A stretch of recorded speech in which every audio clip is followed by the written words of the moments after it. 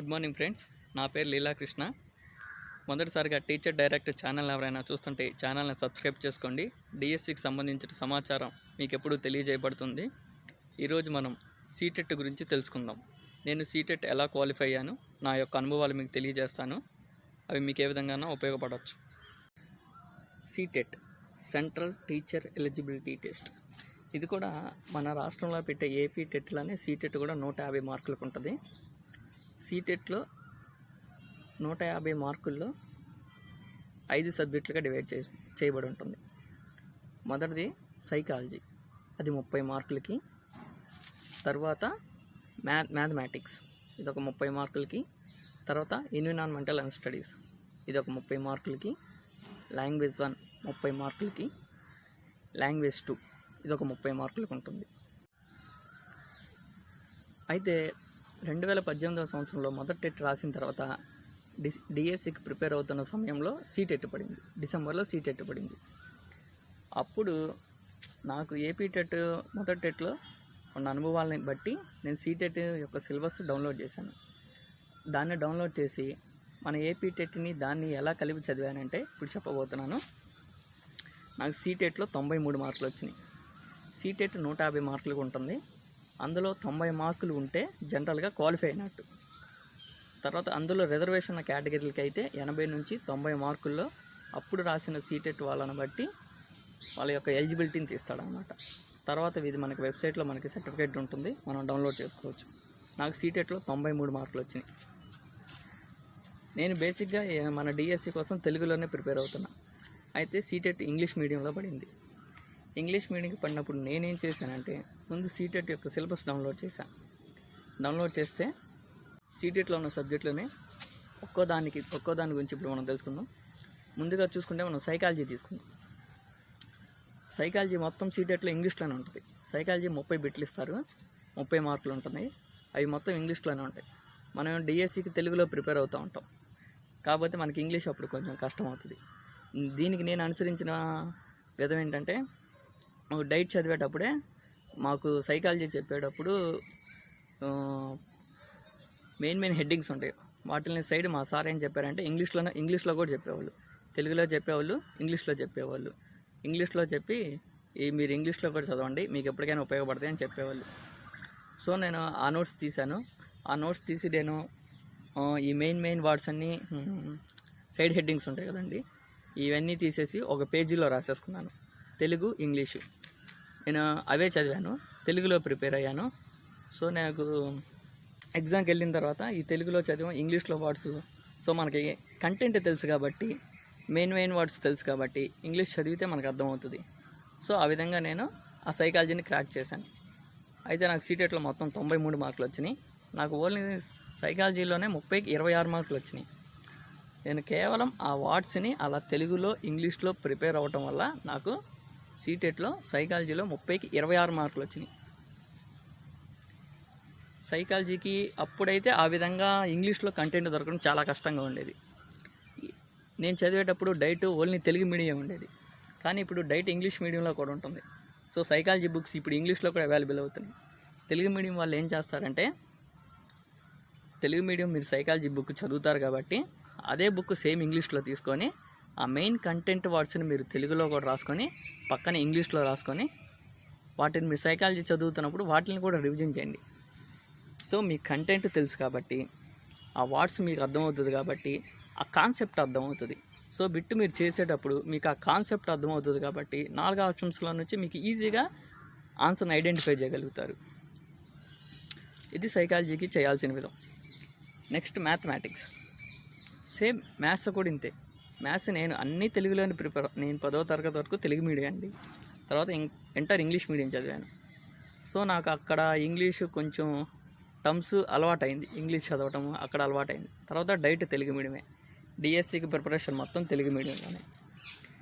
సీటెట్కి ఇప్పుడు నేను మ్యాథ్స్కి ఏం చేశానంటే, మ్యాథ్స్కి కూడా same English medium text book తీసుకున్నాను, తెలుగు మీడియం టెక్స్ట్ బుక్ తీసుకున్నాను. మనకి అయితే కొన్ని మెయిన్ మ్యాథ్స్లో టర్మ్స్ ఉంటాయో అవి కూడా తెలుగులో రాసుకున్నాను, ఇంగ్లీష్లో రాసుకున్నాను. అప్పటి వరకు నేను తెలుగు మీడియంలో ప్రిపేర్ అవుతూనే సీటెట్ కోసం కేవలం ఈ కంటెంట్ వర్డ్స్ని మాత్రమే ఇంగ్లీష్లో రాసుకున్నా. అలాగే ఇప్పుడు మ్యాథ్స్ ప్రిపేర్ అయిపోయాను. సీటెట్కి ఒక నెల ముందు నుంచి ఇవి నేను చేశాను. సైకాలజీ అలా చేశాను, మ్యాథ్స్ అలా చేశాను. ఇక ఈవీఎస్కి నేను చేసింది ఏంటంటే, ఈవీఎస్కి కొన్ని క్లాసులు నేను ఇంగ్లీష్లో విన్నాను, ఇంగ్లీష్ మీడియం చెప్పేవి. సీటెట్ కోసం యూట్యూబ్లో లెట్స్ లెర్న్ అని ఒక యూట్యూబ్ ఛానల్ ఉంది. ఆ ఛానల్లో ఇంగ్లీష్లో మరియు హిందీలో క్లాసెస్ చెప్తూ ఉంటారు. వాటిలో కొన్ని క్లాసెస్ నేను ఈ టెర్మినాలజీ కోసమే ఆ క్లాసెస్ విన్నా.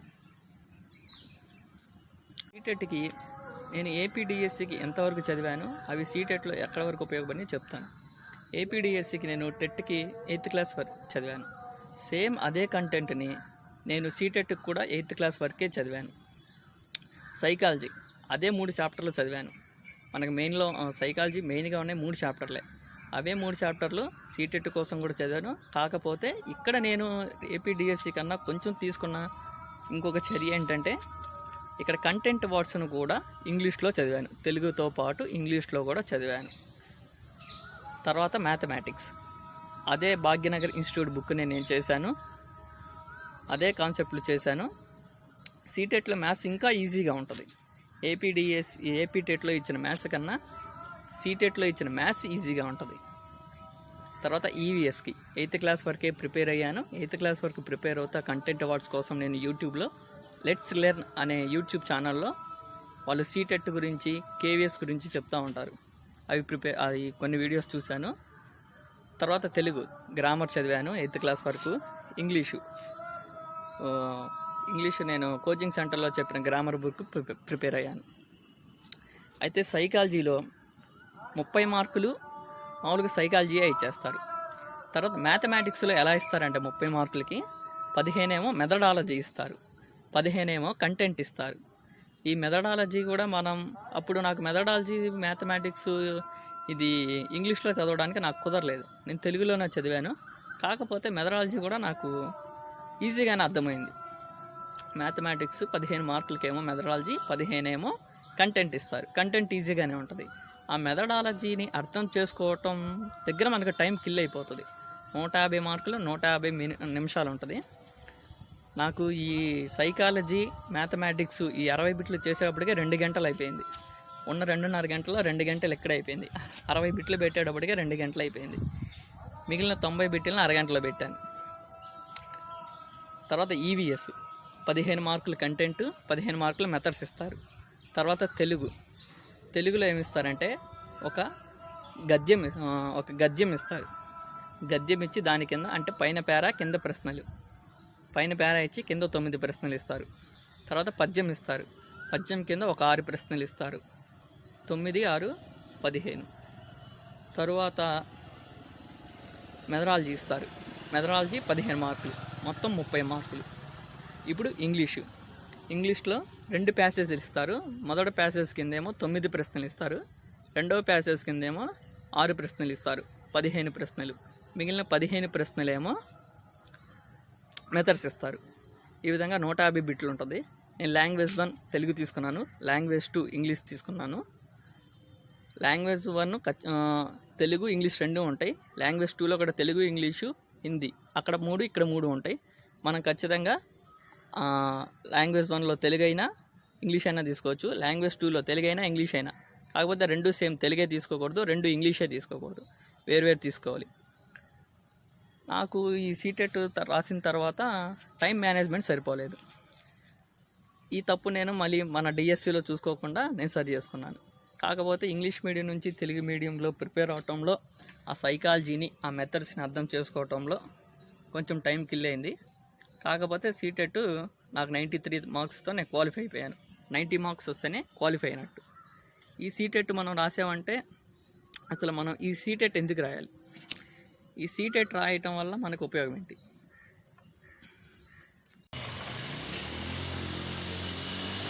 సీటెట్ రాయటం వల్ల మన కేవీఎస్ స్కూల్స్లో పోస్టింగ్ కోసం మనకు అవకాశం వస్తుంది. ఇదే తెనాల్లో ఉన్న కేవీఎస్ స్కూల్.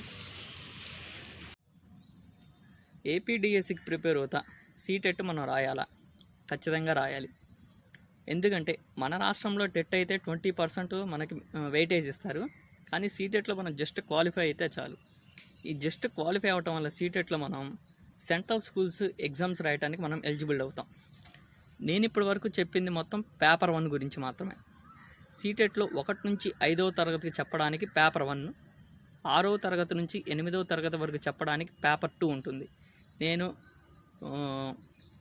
డిఎడ్ చేసిన వాళ్ళ గురించి మాత్రమే పేపర్ 1 గురించి మాత్రమే ఈ వీడియోలో చెప్తున్నాను. ఆ పేపర్ 1 క్వాలిఫై అయితే మనం సీటెట్లో కేంద్రీయ విద్యాలయ సంస్థ KVS రిక్రూట్మెంట్ ప్రతి 2 సంవత్సరాలకు ఒకటిసారి ఖచ్చితంగా నోటిఫికేషన్ పడుతుంది.